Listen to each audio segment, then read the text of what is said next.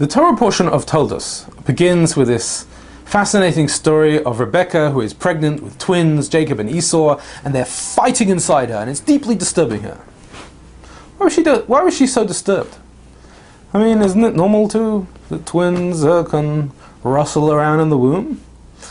Why did it cause her such questioning, such an angst? So Rabbi Isaac Luria explains, the 16th century Kabbalist, very interestingly, that Rebecca knew, and all the matriarchs and patriarchs knew, that the reason why they're here in this world is to atone and seek tikkun, spiritual healing, for the sin of Adam and Eve, the sin of the tree of knowledge. And the opposite of tikkun, of healing, is toihu, which means chaos. It's the difference between dysfunction and health. Dysfunction occurs when there's an unpredictability in behavior. We're simply not following normal patterns. Whereas health occurs when we have tikkun, literally meaning fixed, that there is some sort of order, there is some sort of fixed status to our behavior patterns.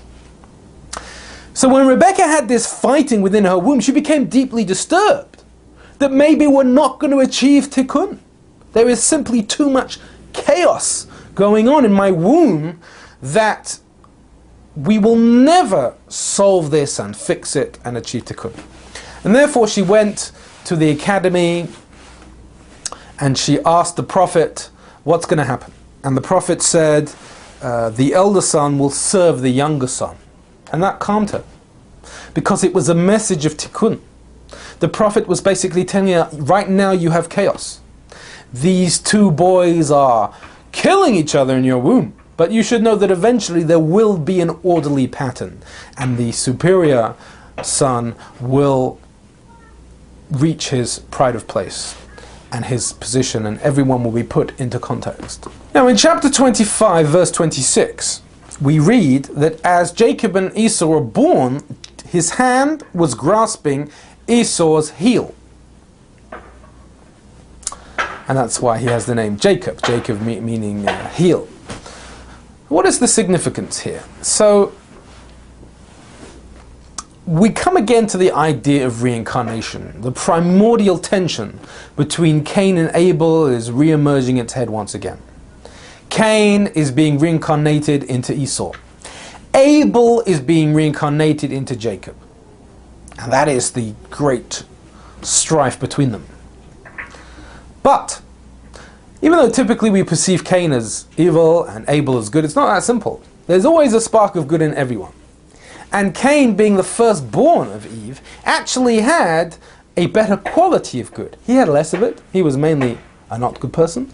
But the little bit of good that he had was of a better quality than the good possessed by Abel and his reincarnated descendant Jacob. So that is why Jacob was grabbing the heel of Esau, because that little bit of good which Esau had, he wanted to acquire it for himself, because he knew it was of a quality that he couldn't have, that he wasn't blessed with himself. Chapter 27 verse 4, we read how Isaac asks Esau to bring me 2 tasty foods. Esau is coming to Isaac, it's the end of his life, he wants to get a blessing. So Isaac says, I'll bless you, but bring me 2 tasty foods. What is going on here? Why does Isaac need food? Why does he want 2 tasty foods? What is the significance of this? So Esau, as I mentioned before, was a reincarnation of Cain. And Cain was a direct product of the sin of the tree of knowledge. The sages taught that after the sin, the serpent had his way with Eve, and that is how Cain was conceived. And so therefore he was a direct product of the sin. So now Esau is coming along, he needs to achieve tikkun, spiritual healing for the sin. What was the sin of the tree of knowledge? It was the mixing of good and evil. Since the sin of the tree of knowledge, there is no good without evil, there is no evil without good. And that is why Isaac tells Esau, bring me 2 tasty foods. You need to heal the duality which your soul, as Cain, brought into existence. The duality of good and evil that rift between the two, which was caused by the sin, needs to be healed now. And that is why I want you to, that is alluded to by his request, please bring me 2 tasty foods. Chapter 27, verse 27. We read that as Jacob now is entering Isaac's chamber, he's pretending to be Esau, and he's put on Esau's clothes. So Rashi says that the fragrance of the Garden of Eden went in with him. Why is that? So, interestingly, when Adam and Eve were first in the garden before the sin, the sages taught us that they were dressed in garments of light. And when they sinned, these were replaced by garments of skin, some skin type of garments. Now, that doesn't mean much in English, but in Hebrew it has a special connotation because the word light and skin are both pronounced exactly the same.